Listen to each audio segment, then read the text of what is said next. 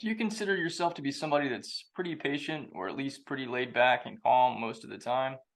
Or maybe you're somebody that is not and you just want things to hurry up and get going.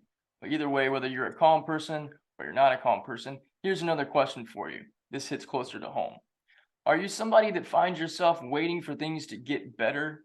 Maybe you're waiting on other people or you're waiting for stuff to finally work out in your favor and you're like, dude, what is taking so long? Feels kind of like you're living in that old John Mayer song, Waiting on the World to Change. What do we do about that? Well, let's dig into the soil of this subject and see what possibilities and solutions, and if anything, peace we can find in this. Come on.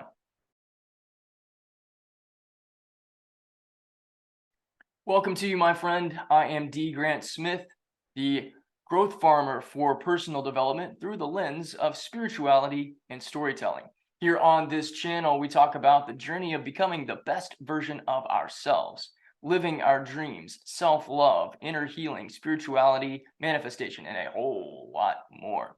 If you want more from me, including some really awesome, inspiring, uplifting, transformational, what else can I say about it? They're just cool. Go check them out. Short novels, stories, great lessons on improving your life and becoming the best version of yourself. All of it is available at growthfarming.com. Okay, so today we are talking about waiting on the world to change and how to quit doing that. Here is a real quick guide to dealing with impatience from somebody who considers himself in a lot of ways to be a perpetual waiter. Not waiter in the restaurant sense, but waiter and just waiting on things to get better. Do you find yourself waiting on other people? Waiting on God? Waiting on things to change? And in all this waiting, does it make you question everything? Well, you check your watch repeatedly and look up, look around, and repetition, and in a little bit, frustration. Does that sound like you? Hey, it's been me a lot through a lot of my life. And interestingly enough, I'm considered to be a pretty patient person. So, why is having patience such a struggle? Even for people who seem to have a good handle on being chill and calm and waiting with poise. Here's what I've discovered in my own journey. Maybe you already know this, but it was a big revelation to me. Being impatient isn't doing me any favors. In fact, it's making life a whole lot harder. The more frustrated we get with waiting, the more frustrated thoughts we have, and the more frustration we experience. And since the feeling is the secret, check out Neville Goddard for more on that. When it comes to conscious creation and consciousness and manifestation and just having some sort of peace and love in life, all that frustration is a machine that produces more energy like itself. So, how can we break free from the frustration of waiting? Well, here's an idea and something that I'm working with. Let's try redefining what patience is. What if being patient isn't just about being okay with the waiting?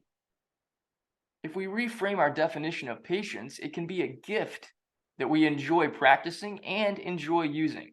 How about this? Let's look at patience as an opportunity to practice peace right now, right here, in this moment, while also mentally, emotionally, psychologically, spiritually, even physically, maybe, preparing for a particular blessing or opportunity to happen.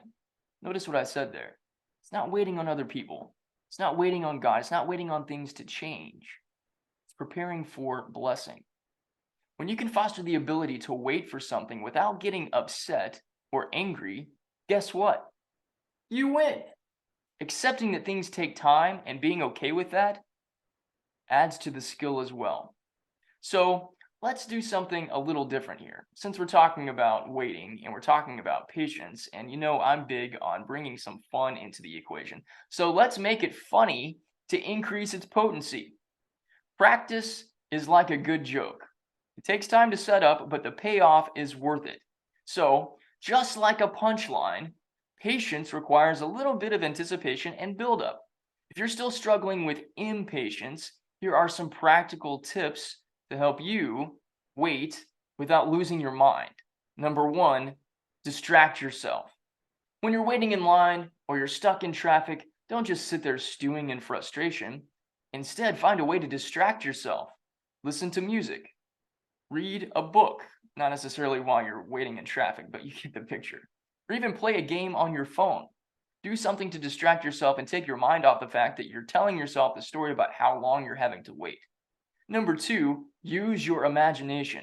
Imagination is something we talk about a lot on this channel, and for good reason, because imagination is actually the key to so many awesome things. If you're waiting for something that's still a ways off, or at least it feels that way, use your imagination to transport yourself to the moment that you're looking forward to. Visualize what it would be like, what it will be like when you finally reach your destination, or imagine how you'll feel when that big manifestation, that big experience, that thing that you're waiting for is finally done. Go ahead and get into the feeling state of it already being here right now. And in doing so, you're not waiting for it to transpire because it's already happening. Number three, practice gratitude. Instead of focusing on what you don't have, what isn't here yet, or who isn't here yet, or whatever, focus on what you do have. Think about all the good things in your life and be grateful for them. This will help you shift your mindset from impatience into gratitude. And like we've talked about before on countless videos here, gratitude is the gateway to blessings, joy, and peace. Also, gratitude is a magnificent way to bring awesome manifestations into your life. So if anything, gratitude should be go-to number one. Okay, number four, laugh it off.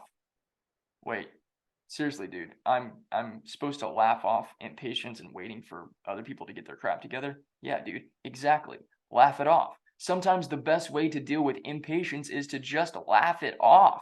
Find the humor in the situation. And don't take things too seriously. And don't take stuff too personally. I tried to access my inner Steve Harvey. Now, why did I reference him or mention him? Watching Steve Harvey just about any time, the guy's always found a way to find humor in just about everything. I heard a conversation, you can see it too, it's on Netflix, his episode of Comedians in Cars Getting Coffee, which, by the way, that whole series is a great exploration in consciousness. Watch it from that perspective and see what happens to the way that you think. But when Jerry and Steve are talking, Steve says something very awesome that really stuck with me for a long time. He says, in any situation, whether it's considered to be taboo in the moment or not, those that can see it, they've got the jokes. So guess what? That means it's a capacity that any of us can handle or any of us can tap into. Now, it might take us a little bit longer to get to the level of laughing something off or coming up with a really cool joke about a situation than maybe somebody that's so skilled and practiced at that as Steve Harvey or Jerry Seinfeld, but it still means it's possible for us. So if we can have the eyes to see, or just allow ourselves to step back from the situation for just a moment and ask a question. Hey, what's funny about this situation? What's comical here? How can I look at this from a different perspective and see some humor in it? And then in seeing the humor, it's not that big of a deal. And then the waiting becomes not something that we're struggling with either. Hey, that's a great idea, D. Grant, but how does it work? Well, how about some more practicality for you? If you don't know me really well yet, let me give you a little bit of insight into the way that I think. I am super big on simplicity and practicality. If it doesn't have simplicity and it doesn't have practicality, I'm not going to do it, and you're not going to hear me talking about it. So everything that you're hearing about from me here and everything that I have at growthfarming.com in terms of personal growth lessons, spiritual growth lessons, and the practical application of putting things into play that make our lives better and us step into the best version of ourselves, all of it is super simple and all of it is super practical. So here's how we can make this work. Number one, laugh at yourself. Here's an example. If you spill coffee on your shirt before an important meeting, and who hasn't done that? Or if you're like me and you're eating spaghetti or pizza at lunch, and then you look down at your shirt and you notice that you've got some red stains on it that weren't there before you ate, laugh it off. Instead of getting upset, make a joke about it and laugh it off. This will help you feel more relaxed, and it will also put others at ease as well. Here's the second tip. Practice active listening. If a friend is telling you a story, make sure to give them your full attention and engage with what they're saying instead of distracting yourself with what you're waiting to tell them in response to what it is that they're saying, or scrolling through your phone, or allowing yourself to get distracted by something else. No, be fully present in the moment. Because if you can be fully present in the moment with other people, you can be fully present in the moment when yourself, while you might be waiting for something to happen or waiting for somebody to show up. And when you're in that present moment with other people, ask some follow-up questions and then share your own experiences to show that you are actively listening and interested in what other people have to say. What this does, this simple practice right here, active listening, it keeps you in the moment and it removes the anxiety of you waiting for something else to happen. Here's a third tip. Don't take things too seriously. Or, as I heard Wayne Dyer give this beautiful speech about rule number 6, don't take yourself so stinking seriously. If someone makes a sarcastic comment and teases you, don't take it to heart. Don't take it personally. Respond with another witty remark or a smile to show that you can take a joke, laugh it off, get into the moment of the humor. Again, go back to tip number 1 and the practice of laughing it off. If you don't take things so seriously, it makes it a whole lot easier to laugh stuff off. Number 4, use humor. This is an ongoing theme here. Use humor to diffuse tense situations. If there's tension in a room, use humor to break the ice, or at least lighten the mood. For example, if there's an awkward silence amongst a group of people, and you're waiting for things to change, how about instead of waiting for things to change, you make a funny or silly comment and get everyone laughing and relaxed again. If you can't think of a good comment, what if you make a goofy face? What if you jump up and dance around for a minute? What if you just be silly and play like a kid? Kids don't usually take themselves that seriously, and we can learn a lot from them in that practice. And here's tip number 5, and it sounds a lot like tips 1, 3, and 4. Find the humor in everyday situations. Look at the funny side of life's mundane moments. Usually it's in the mundane where we start to feel like we're waiting for something to change. Whether that's sitting in traffic, waiting for somebody to show up, waiting for things to get started, whatever the case may be. Let humor be something that follows you around wherever you go. For example, if you're stuck in traffic, make a game out of it. Make a game out of trying to come up with creative ways to pass the time. When we bring games and fun and laughter to any situation, it makes the situation light. Suddenly it's not this heavy thing that we're carrying around, and it's certainly not something that we're checking our watches, waiting to see when things are going to change. Actually, we get into the moment, and we enjoy it. So, let the John Mayer jukebox take a break. Hey, I enjoy that song, Waiting on the World to Change, just as much as the next guy, but I'd rather not live out that story. What about you? When we cultivate a more lighthearted and humorous approach to life, we can improve our overall well-being and connect better with others. With a little bit of humor and a new understanding of what patience really means, we can learn to wait without losing our minds. Patience is one of the 4 essential pieces of an effective self-love practice. And if you want to grow in patience, gain real-life tools that are simple and practical for strengthening your self-love journey, I invite you to the Self-Love Essentials course. It's absolutely free, and it's at growthfarming.com. I'll put a link in the description box below for you to jump on in. If you want more free stuff from me, including how to bring more fun into this personal growth journey of ours and this spiritual enlightening journey of ours, I invite you to check out my free ebook titled Why So Serious? I'll also put a link to that in the description box below.